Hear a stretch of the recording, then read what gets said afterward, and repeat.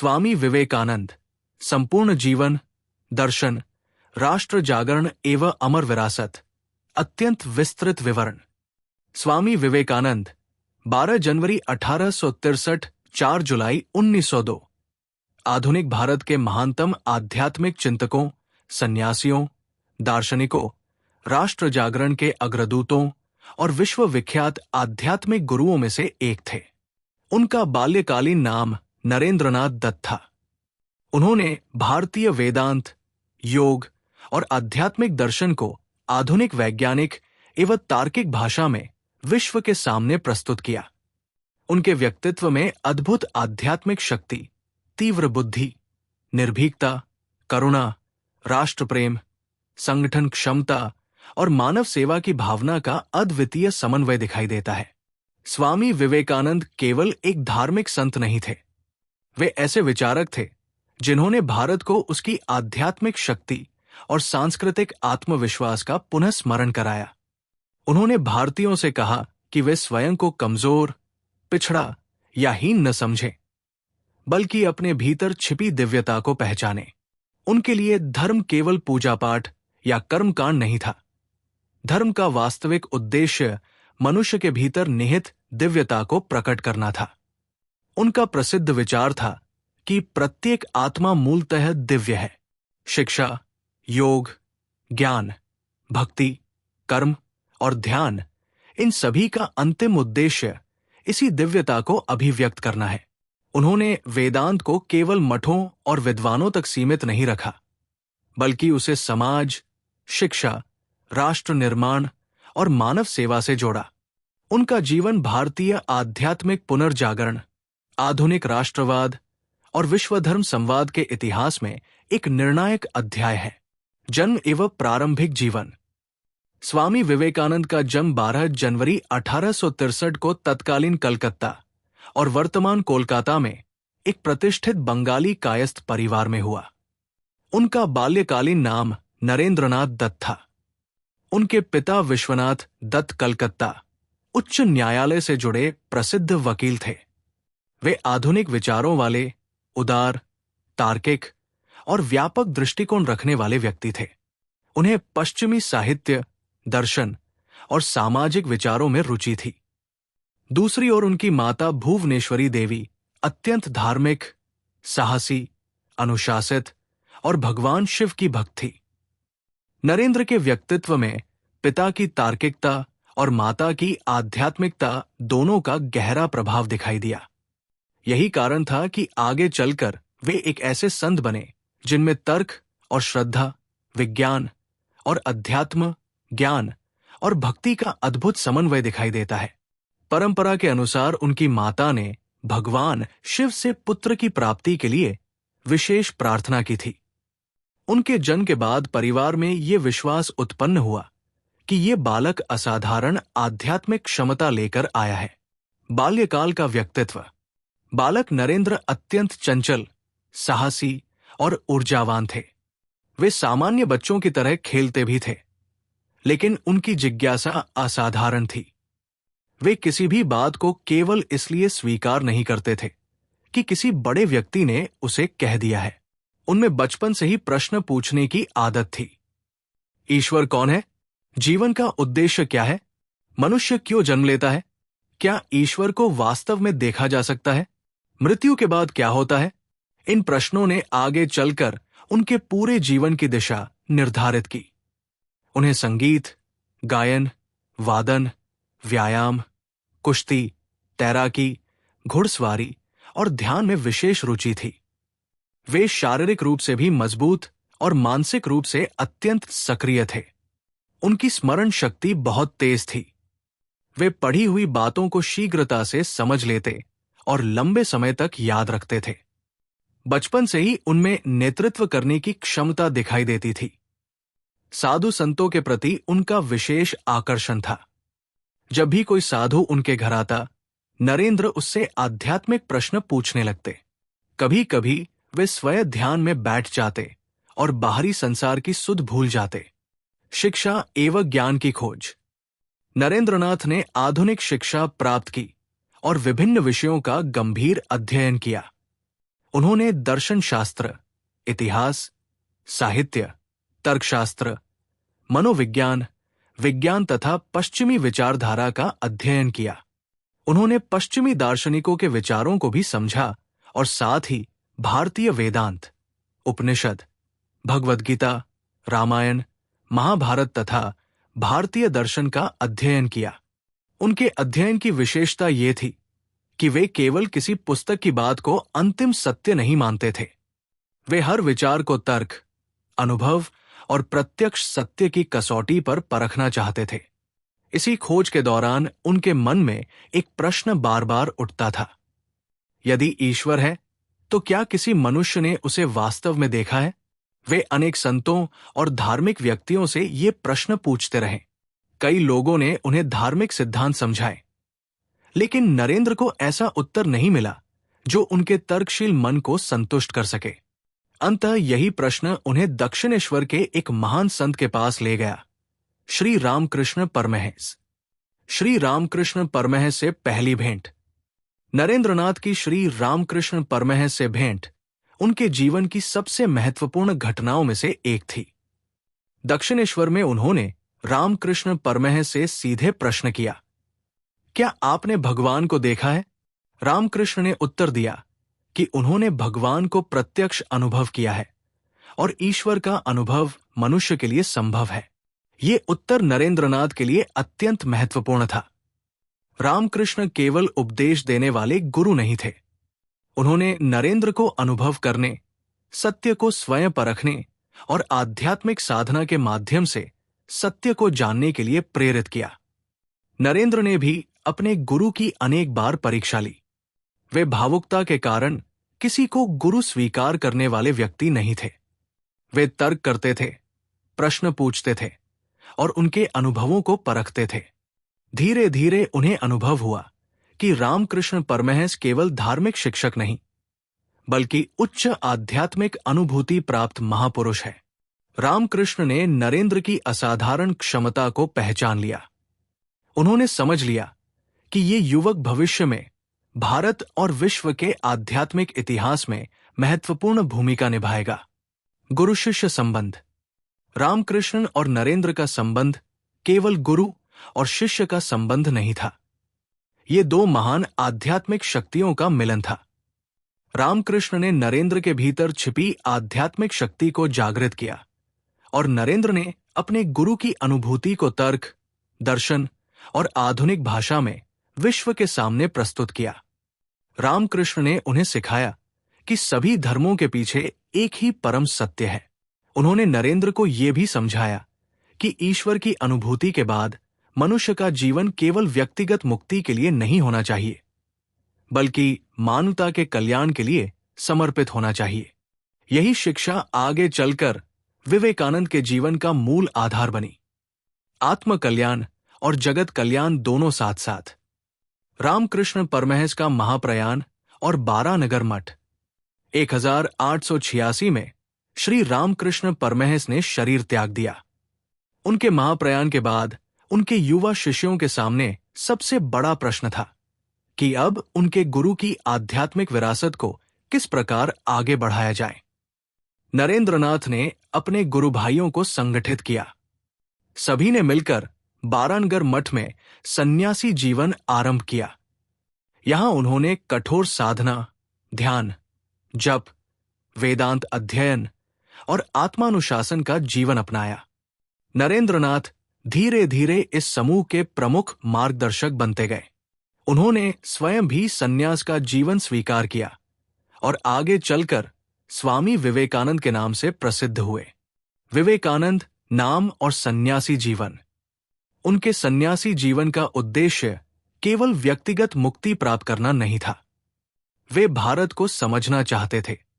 उन्होंने सन्यासी के रूप में देश भर में भ्रमण करने का निर्णय लिया। उनके जीवन का नया चरण शुरू हुआ। भारत को जानो, भारत को समझो और भारत को जगाओ। राजस्थान के खेतड़ी के महाराजा अजीत सिंह सहित अनेक राजाओं और विद्वानों से उनका संपर्क हुआ। इसी काल में विवेकानंद नाम व्यापक रूप से उनके साथ जुड़ा। विवेकानंद नाम का अर्थ है विवेक अर्थात सत्य और असत्य, स्थायी और अस्थायी तथा उचित और अनुचित के बीच भेद करने का ज्ञान। भारत भ्रमण, राष्ट्र की वास्तविक स्थिति का दर्शन। लगभग 1888 से 1893 के बीच स्वामी विवेकानंद ने भारत के विशाल भूभाग का भ्रमण किया। उन्होंने उत्तर भारत से लेकर दक्षिण भारत तक अनेक स्थानों की यात्रा की। वे राजमहलों में भी गए और गरीबों की झोपड़ियों में भी रहे। उन्होंने विद्वानों, साधुओं, किसानों, मजदूरों, विद्यार्थियों, राजाओं, व्यापारियों, मछुआरों और सामान्य जनता से संवाद किया। उन्होंने भारत की दो विपरीत तस्वीरें देखीं। एक ओर भारत की महान आध्यात्मिक और सांस्कृतिक परंपरा थी। वेद, उपनिषद, गीता, योग, दर्शन, मंदिर, साहित्य, संगीत और हजारों वर्षों की ज्ञान परंपरा। दूसरी ओर जनता में गरीबी, अशिक्षा, सामाजिक भेदभाव, आत्महीनता और अवसरों की कमी। विवेकानंद ने महसूस किया कि केवल धार्मिक उपदेश देने से भारत का उत्थान नहीं होगा। भारत को चाहिए शिक्षा, चरित्र, आत्मविश्वास, संगठन, विज्ञान, उद्योग और आध्यात्मिक शक्ति। यहीं से उनके राष्ट्र जागरण के विचार अधिक स्पष्ट होने लगे। गरीब और वंचित जनता के प्रति करुणा। भारत भ्रमण के दौरान उन्होंने देखा कि समाज का बड़ा वर्ग अत्यंत गरीबी में जीवन जी रहा था। उन्होंने अनुभव किया कि यदि करोड़ों लोग भूखे हैं, अशिक्षित हैं और सम्मान से वंचित हैं, तो केवल मंदिरों और शास्त्रों की चर्चा से समाज का वास्तविक उत्थान नहीं हो सकता। उन्होंने कहा कि मनुष्य की सेवा ही ईश्वर की सेवा है। उनके विचार में दरिद्र में नारायण को देखना आध्यात्मिक जीवन का महत्वपूर्ण अंग था। इसी विचार से आगे चलकर उनके सेवा दर्शन का विकास हुआ। कन्याकुमारी का महान ध्यान। दिसंबर 1892 में स्वामी विवेकानंद भारत के दक्षिणी छोर कन्याकुमारी पहुंचे। उन्होंने समुद्र में स्थित चट्टान तक तैरकर जाकर वहां ध्यान किया। परंपरा के अनुसार उन्होंने वहां कई दिनों तक भारत के अतीत, वर्तमान और भविष्य पर गहन चिंतन किया। उनके मन में प्रश्न था, भारत इतना महान आध्यात्मिक देश होते हुए भी गरीबी और आत्महीनता से क्यों पीड़ित है? उन्होंने भारत के प्राचीन ऋषियों की परंपरा को याद किया और भविष्य के भारत की कल्पना की। यही उन्होंने संकल्प लिया कि वे भारत की आध्यात्मिक शक्ति को विश्व तक पहुंचाएंगे और भारतवासियों में आत्मविश्वास जगाएंगे। आज ये स्थान विवेकानंद रॉक मेमोरियल के रूप में प्रसिद्ध है। पश्चिम की यात्रा का निर्णय। स्वामी विवेकानंद ने अनुभव किया कि यदि भारत की आध्यात्मिक विचारधारा को विश्व के सामने प्रस्तुत किया जाए और साथ ही भारत के लिए शिक्षा एवं सेवा के साधन जुटाए जाएं, तो ये भारत के पुनर्निर्माण में सहायक हो सकता है। उन्हें अमेरिका में आयोजित विश्व धर्म संसद में भाग लेने का अवसर मिला।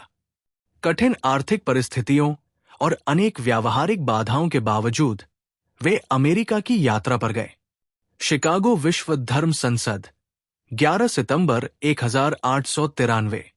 11 सितंबर 1893 को शिकागो में आयोजित विश्व धर्म संसद में स्वामी विवेकानंद ने अपना ऐतिहासिक भाषण दिया। उन्होंने अपना संबोधन अमेरिका की मेरी बहनों और भाइयों से प्रारंभ किया। उनके संबोधन के बाद सभागार में लंबे समय तक तालियां बजती रही। उन्होंने भारत की प्राचीन आध्यात्मिक परंपरा, सहिष्णुता, धार्मिक स्वतंत्रता और सभी धर्मों के प्रति सम्मान की भावना को विश्व के सामने प्रस्तुत किया। उन्होंने ये विचार रखा कि धार्मिक मतभेद मानवता के विनाश का कारण नहीं बनने चाहिए। उनका संदेश था कि विभिन्न धर्म अलग अलग मार्ग हो सकते हैं, लेकिन मनुष्य को दूसरे धर्मों से घृणा नहीं करनी चाहिए। उन्होंने धार्मिक कट्टरता, संकीर्णता और हिंसा के विरुद्ध आवाज उठाई। शिकागो भाषण ने उन्हें विश्व भर में प्रसिद्ध कर दिया। पश्चिमी देशों में वेदांत का प्रचार। शिकागो के बाद स्वामी विवेकानंद ने अमेरिका और यूरोप के अनेक शहरों में व्याख्यान दिए। उन्होंने वेदांत और योग को आधुनिक भाषा में समझाया। उनकी विशेषता यह थी कि वे भारतीय दर्शन को अंधविश्वास की तरह नहीं, बल्कि मनुष्य के अनुभव और चेतना से जुड़े गहरे दर्शन के रूप में प्रस्तुत करते थे। उन्होंने समझाया कि मनुष्य केवल शरीर नहीं है, मनुष्य के भीतर चेतना, आत्मा और दिव्यता का गहरा आयाम है। उनका संदेश पश्चिमी समाज के शिक्षित वर्ग को भी आकर्षित करने लगा। कई लोगों ने उनसे योग, ध्यान और वेदांत का अध्ययन किया। व्यावहारिक वेदांत स्वामी विवेकानंद के दर्शन का सबसे महत्वपूर्ण पक्ष था। व्यावहारिक वेदांत वेदांत के अनुसार प्रत्येक आत्मा मूलतः दिव्य है, लेकिन विवेकानंद ने इस विचार को केवल दार्शनिक सिद्धांत के रूप में नहीं रखा। उन्होंने पूछा, यदि हर आत्मा में दिव्यता है तो फिर समाज में भूख, गरीबी, शोषण, अस्पृश्यता और अज्ञान क्यों? इसलिए उन्होंने वेदांत को मानव सेवा से जोड़ा। उनके लिए भूखे व्यक्ति को भोजन देना, अशिक्षित को शिक्षा देना, बीमार की सेवा करना, गरीब को आत्मनिर्भर बनाना और मनुष्य को आत्मविश्वास देना, ये सभी आध्यात्मिक कार्य थे। विवेकानंद का मानव दर्शन स्वामी विवेकानंद के अनुसार मनुष्य को स्वयं को कमजोर नहीं समझना चाहिए। उनके दर्शन के प्रमुख आधार थे, प्रत्येक आत्मा मूलतः दिव्य है, मनुष्य के भीतर अनंत शक्ति निहित है। शिक्षा का उद्देश्य केवल जानकारी देना नहीं, बल्कि व्यक्तित्व निर्माण है। आत्मविश्वास जीवन की मूल शक्ति है। भय मनुष्य की प्रगति में बड़ी बाधा है। चरित्र निर्माण राष्ट्र निर्माण का आधार है। सेवा आध्यात्मिक साधना है। सभी धर्म सत्य की ओर जाने वाले विभिन्न मार्ग हैं। विज्ञान और आध्यात्मिकता परस्पर विरोधी नहीं है। राष्ट्र का उत्थान जनता के उत्थान से होता है। योग के 4 मार्ग स्वामी विवेकानंद ने योग को 4 प्रमुख मार्गों में समझाया। 1. कर्मयोग, निष्काम भाव से कर्म करना और कर्म को ईश्वर को समर्पित करना। 2. भक्ति योग, प्रेम, श्रद्धा और ईश्वर के प्रति समर्पण का मार्ग। 3. ज्ञान योग, आत्मा, ब्रह्मा और वास्तविकता के ज्ञान की खोज। 4. राजयोग, मन, चेतना, ध्यान और आत्मनियंत्रण के माध्यम से आत्मानुभूति का मार्ग। उनका मानना था कि अलग अलग मनुष्यों की प्रकृति अलग होती है, इसलिए आध्यात्मिक उन्नति के मार्ग भी अलग हो सकते हैं। शिक्षा के बारे में स्वामी विवेकानंद के विचार। स्वामी विवेकानंद शिक्षा को राष्ट्र निर्माण का सबसे शक्तिशाली साधन मानते थे। उनके अनुसार शिक्षा का अर्थ केवल परीक्षा पास करना या नौकरी प्राप्त करना नहीं है। शिक्षा का वास्तविक उद्देश्य है मनुष्य के भीतर निहित शक्ति को जागृत करना। वे ऐसी शिक्षा चाहते थे जो चरित्र निर्माण करे, आत्मविश्वास बढ़ाए, निर्णय लेने की क्षमता विकसित करे, नैतिकता सिखाए, शरीर और मन दोनों को मजबूत बनाए, समाज सेवा की भावना उत्पन्न करे, व्यक्ति को आत्मनिर्भर बनाए। उनके लिए शिक्षा का अंतिम उद्देश्य था एक मजबूत, चरित्रवान और आत्मविश्वासी मनुष्य का निर्माण। युवाओं के लिए स्वामी विवेकानंद का संदेश। स्वामी विवेकानंद युवाओं को राष्ट्र की सबसे बड़ी शक्ति मानते थे। वे चाहते थे कि युवा निडर हो, शारीरिक रूप से मजबूत हो, मानसिक रूप से स्पष्ट हो, चरित्रवान हो, अनुशासित हो, आत्मविश्वासी हो, देश और समाज के प्रति जिम्मेदार हो। उनका प्रसिद्ध आह्वान था, उठो, जागो और लक्ष्य प्राप्ति तक रुको मत। युवाओं के लिए उनका संदेश केवल सफलता प्राप्त करने का संदेश नहीं था। वे चाहते थे कि युवा अपने जीवन को किसी महान उद्देश्य से जोड़े। राष्ट्र जागरण का विचार। स्वामी विवेकानंद आधुनिक भारतीय राष्ट्र जागरण के प्रमुख प्रेरणा स्रोतों में से एक बने। उन्होंने भारतवासियों को उनकी प्राचीन सांस्कृतिक और आध्यात्मिक विरासत का स्मरण कराया। लेकिन वे केवल अतीत के गौरव की बातें नहीं करते थे। वे चाहते थे कि भारत आधुनिक विज्ञान, शिक्षा, उद्योग और संगठन को भी अपनाए।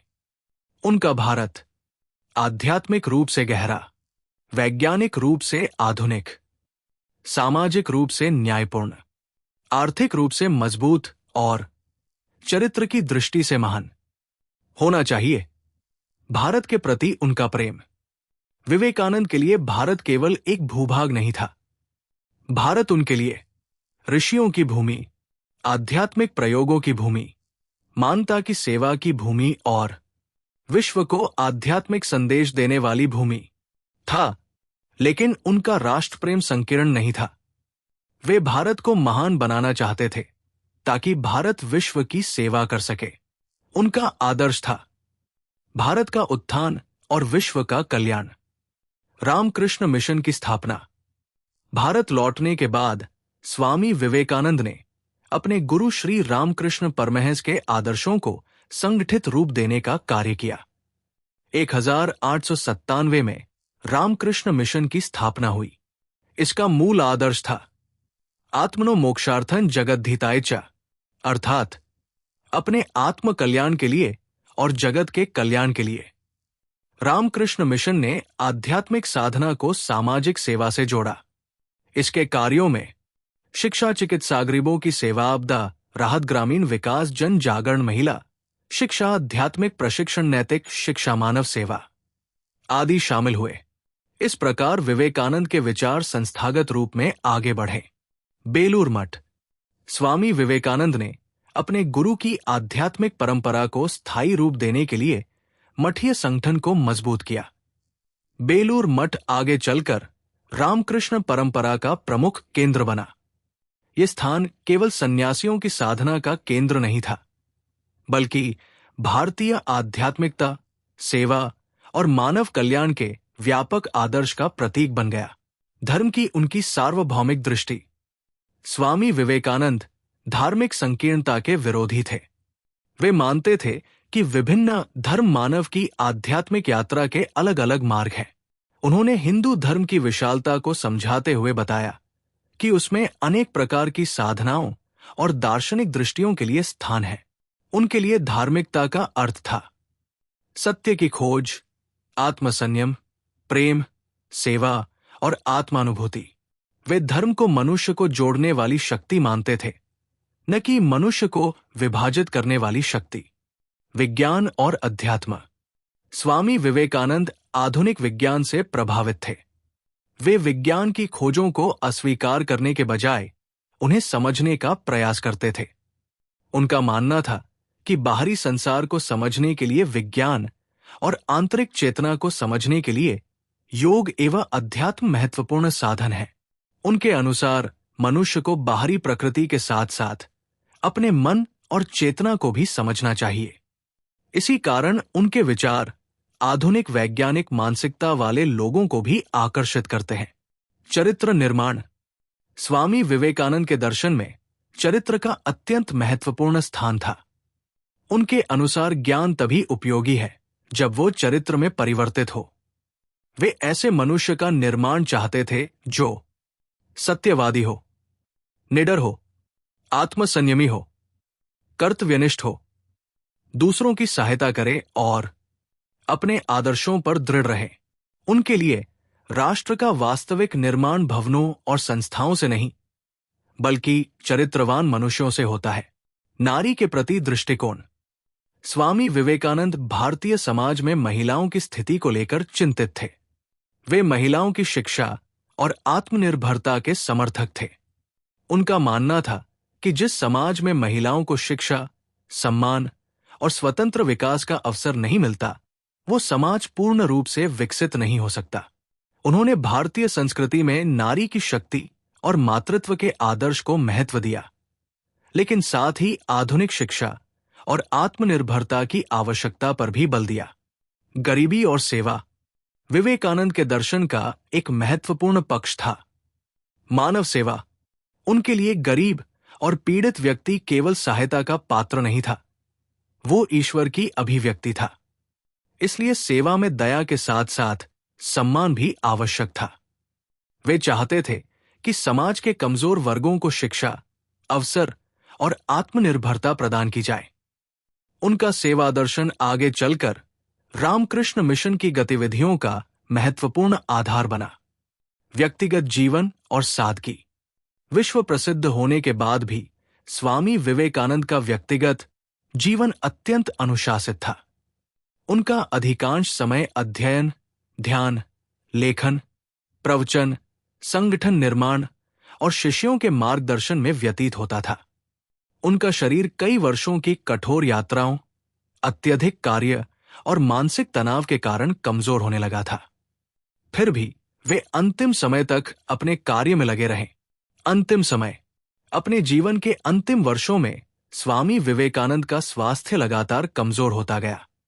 फिर भी उन्होंने बेलूर मठ में शिक्षा, वेदांत, संस्कृत, संगठन और आध्यात्मिक प्रशिक्षण का कार्य जारी रखा। 4 जुलाई 1902 को उन्होंने प्रातःकाल ध्यान किया। उन्होंने शिष्यों को शिक्षा दी और मठ के कार्यों पर चर्चा की। बाद में वे अपने कक्ष में ध्यान के लिए गए। उसी दिन उन्होंने गहन ध्यानावस्था में शांतिपूर्वक शरीर त्याग दिया। उस समय उनकी आयु केवल 39 वर्ष थी। इतनी कम आयु में उन्होंने जितना व्यापक आध्यात्मिक, सामाजिक और राष्ट्रीय कार्य किया, वो भारतीय इतिहास में अद्वितीय है।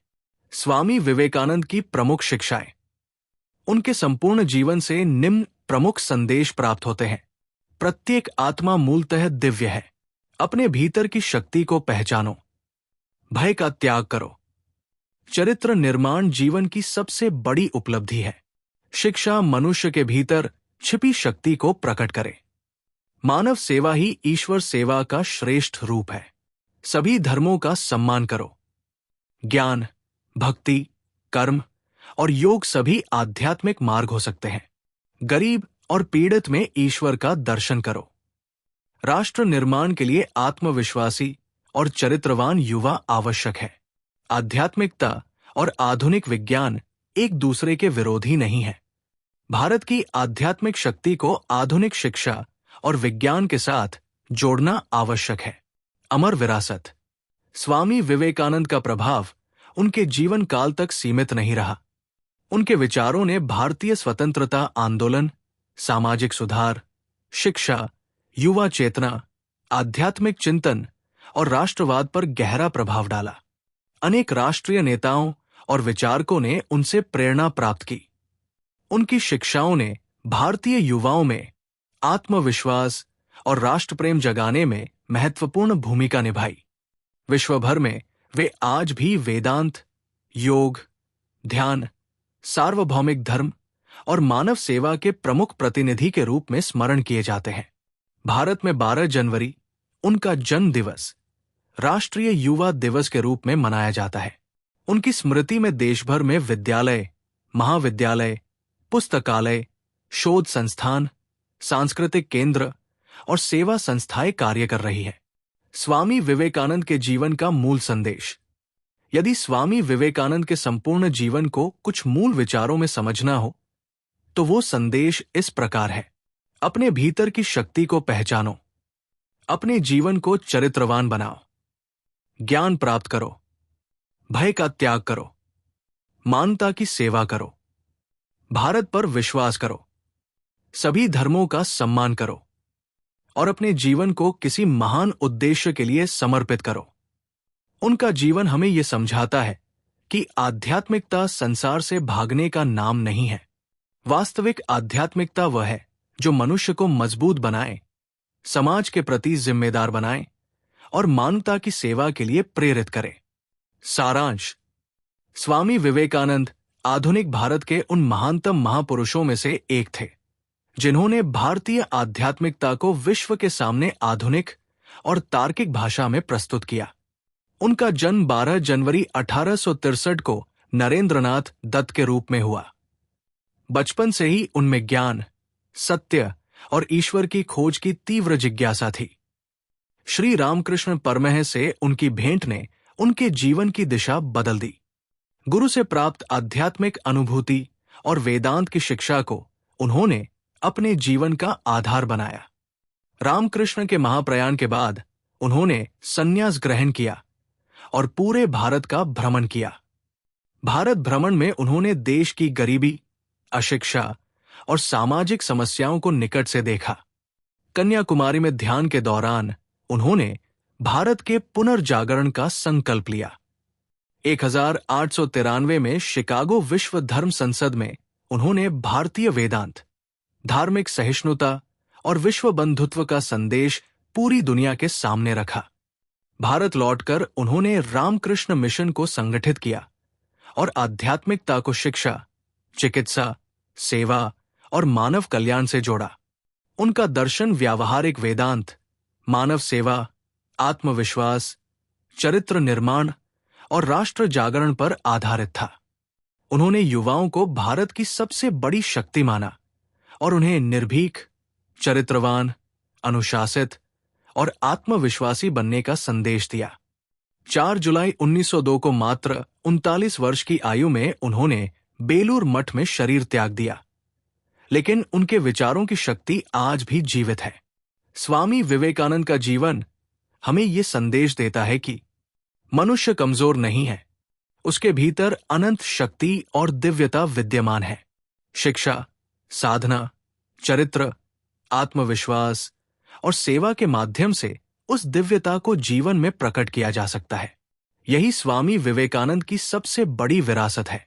मनुष्य में विश्वास, स्वयं में विश्वास, भारत में विश्वास और संपूर्ण मानवता में एकता का विश्वास। अगर आपको यह वीडियो पसंद आया हो तो कृपया वीडियो को लाइक करें, हमारे चैनल को सब्सक्राइब करें और बेल आइकन अवश्य दबाएं ताकि हमारी हर नई और ज्ञानवर्धक वीडियो की जानकारी आपको सबसे पहले मिल सके।